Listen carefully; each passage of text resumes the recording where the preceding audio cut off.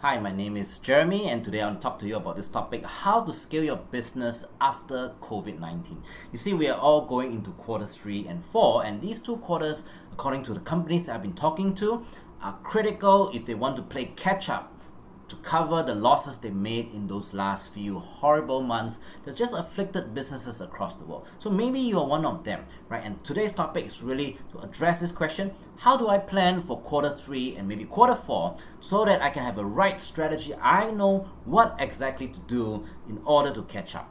Okay, so once again, before I start, let me just introduce myself. My name is Jeremy. I'm a scaling up coach, and scaling up is from this book called Scaling Up by Vern Harnish. It's an award-winning book that has helped thousands of companies across the world to scale their business. So what do?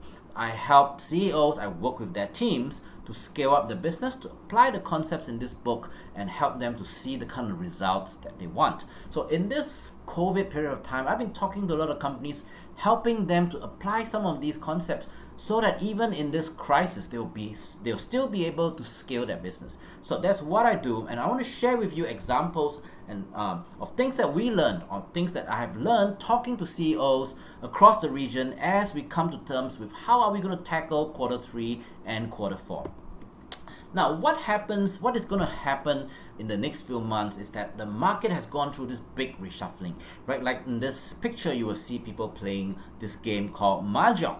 Right? So, very popular game in Asia, very complex and really mentally very stimulating. It's a great game, but that's how we shuffle the tiles or the cards, right? And we call this a great wash up, where after that, everything has been changed. Now the question is, as we go through this big reshuffling, where does your business stand?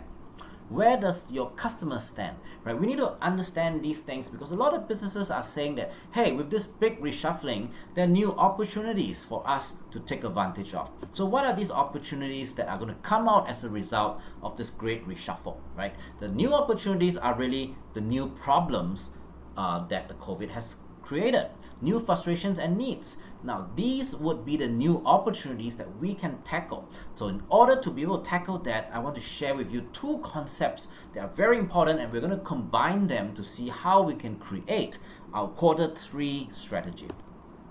The first concept I want to share with you is from The Innovator's Dilemma, this book by Clay Christensen. This is really a business classic, and it's the jobs to be done theory. And the second concept is the Flywheel concept, also a great, powerful concept that's helped a lot of companies to scale, by Jim Collins from this book, Good to Great. So these are the two concepts I want to talk to you about and see how we can use that to help us to understand how to play the game in quarter 3 and 4. So the first concept, the jobs to be done theory, is essentially saying that for every product or service that is being provided, there is a very specific job or outcome that people wanted to achieve.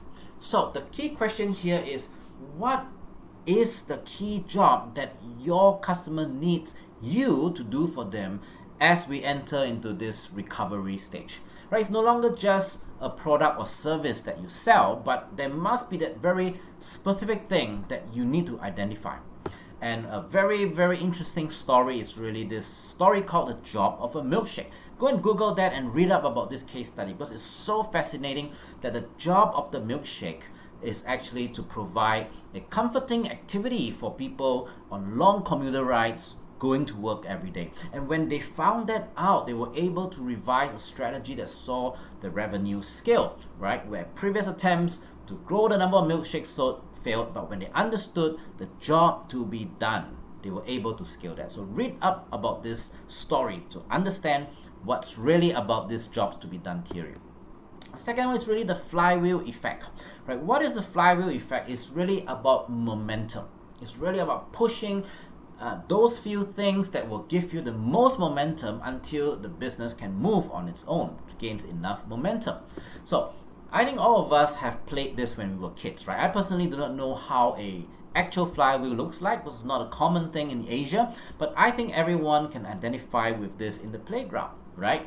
We all push this, and when we start pushing it, it's usually very heavy, very slow, takes a long time, but eventually it gets faster and faster until it gains a certain momentum, and then what do? We all jump onto it, right? And we just go for a ride because it just spins on its own when there's enough momentum. So essentially, the key thing about the flywheel effect is, can we identify those key things that we should all put our effort in that will give us the maximum result? And not only that, it creates a certain momentum for the business. So a famous story is when Amazon was coming out of the dot-com burst, right? And they do not know what to do next, and Jim Collins actually advised them on the flywheel effect.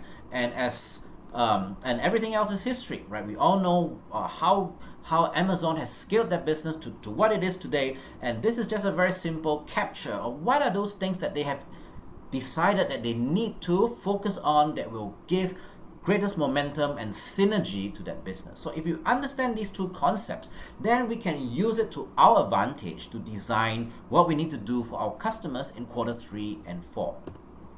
So as we have pointed out, our customers are now looking for a new value proposition, and are we able to fit in, right? So that as we design our value proposition, look at these gears, right? What happens when one turns, the other will turn, right? So what we want to do now is to turn the customer's flywheel for them, so that they will build momentum, and you become a very critical part of their success. Because when you become a critical part of their success, then you will be able to scale your business as you help them to scale theirs. So what is your customer's biggest challenge as they recover from COVID-19? Right? What are their plans? What do they need to get done? What is the most important job they need you for in their recovery plan? Just as you are trying to recover from COVID, they are also trying to recover from COVID, right? So where do you fit in helping them to overcome their challenge? And the second is, understand why are you in their flywheel? In other words, what role do you really play in helping them to turn their business? Now, a lot of people would think, I'm just a supplier, I'm just a this, I'm just a that. Go deeper than that. What exactly do you turn for them? Then the next question would be, how do you make the flywheel faster and smoother? So after you've identified why, what role exactly can you help, then you want to intensify and increase that. Okay, so let me share with you now a real example of a client. They are furniture manufacturers, and how we are working with them to catch up after those very bad sales in the first half of the year. You see, they tell me that orders are starting to come in, right? So the retail side around the world, and America and Europe, are picking up slowly, and they are getting orders. So the question is to identify which part of the flywheel, which part of the retailer's flywheel can we make the biggest contribution. Remember, we are a manufacturer, they are a retailer, they need us for certain things. Where can we make the biggest contribution? Then identify 3 to 5 things you can do to make that better. What are 3 to 5 concrete actions or results you can produce that will make their flywheel better? And then develop a plan to focus on these things in quarter 3. You see, a lot of companies are talking, how do we catch up? How do we catch up? How do we grow the business again? How do we take more market share?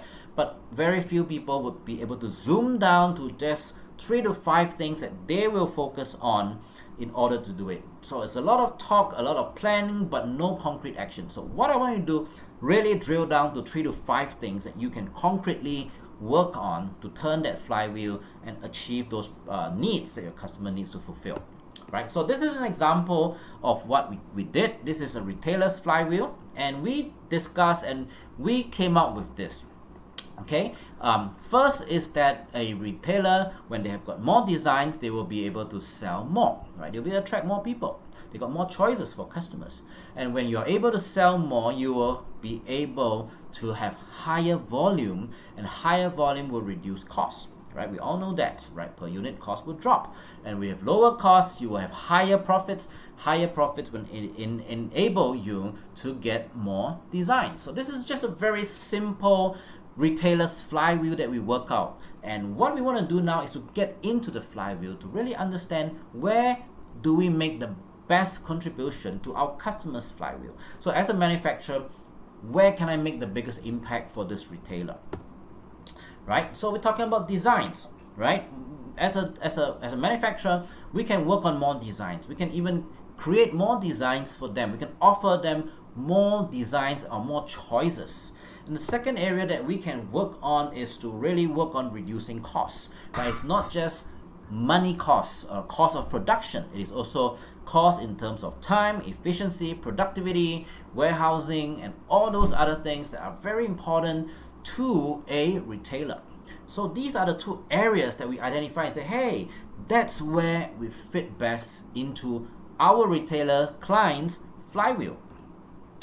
So the question now is, how can we increase the number of designs for our clients? But more importantly is, how can these designs meet the changes in their customers' needs? So one of the things we talk about is that after the months of lockdown and quarantine, where people around the world essentially put indoors, suddenly there was an increase in inquiries and desire for outdoor furniture. And people want to spend more time in their gardens. People want to spend more time on their balconies, on their patios. So they want to spend money now to make that part of their home more comfortable, right? So we talk about this trend and say, hey, that is something that we can help our customers, the retailer, to do better. So how can we increase the number of designs for outdoor furniture? And then second will be, how do we reduce the time of delivery, the warehousing, and the production costs for our customers? So how do we make it easy for them? How do we make it easy for them to turn their flywheel, right? Because if your products are late, your products are not up to quality, there's not enough stock, your customers, the retailer's flywheel cannot turn as smooth as it is, right? So what we want to do is to ask ourselves these questions. What can we do to help our client to turn their flywheel faster? So in a summary, start off by asking, what is your customer's biggest problem after COVID-19? Remember, your customers also will want to play catch-up. So how can you help them to play a better catch-up game? Now, the key question here is this only for B2B business? What do you think? No, actually it's not, right? Everybody has problems that we need to solve after the COVID crisis, including B2C. So it is really about getting into the customers' needs and fears. New needs and fears have been created by this crisis. Then asking, how do we help to solve that, right? Because whether it's a B2B kind of a customer or a B2C customer, everybody has got a few steps that they need to take to solve their problem. And for a company, it will be a more clear kind of a flywheel, step-by-step, or a sequence of things they need to get done. But if it's a B2C business, there will still be a thinking process of steps that your customer needs to get done. So you want to get into that decision-making process and make it easier. So which part of that flywheel do you fit in best? Right, so I would encourage you really spend some time to understand this concept of the flywheel and the jobs to be done, and sit together with your team as you plan for quarter 3 and see if you can come out with the design of a flywheel, and then ask which part of the flywheel do you fit in best. And then the last question is, how do you help them to accelerate their flywheel? Now, what can you do to make it easier for them to turn their flywheel? What can you do to make it easier for them to sell better or to accomplish their goals? So these are the few steps that you can take as you plan for quarter 3. Once again, thank you very much for listening to this video. My name is Jeremy. I work with companies across Asia to scale up their business, and these are the things that we've been talking to a lot of companies across Asia as everybody's grappling with this question, what should I focus on in quarter 3 and quarter 4? And I really suggest these 2 steps can help you to narrow down those key things that you really need to focus on and help you build a better plan for quarter 3. And if you need help, get in touch with us. grow@growthcatalyst.com.sg. That's our email address. You can always get in touch with us and share with us what you need to do, and we will be glad to help you. So once again, I hope that this video has been helpful, and I wish you a great quarter 3, and may you fulfill the goals and objectives that you set out to achieve. Thank you very much. See you again.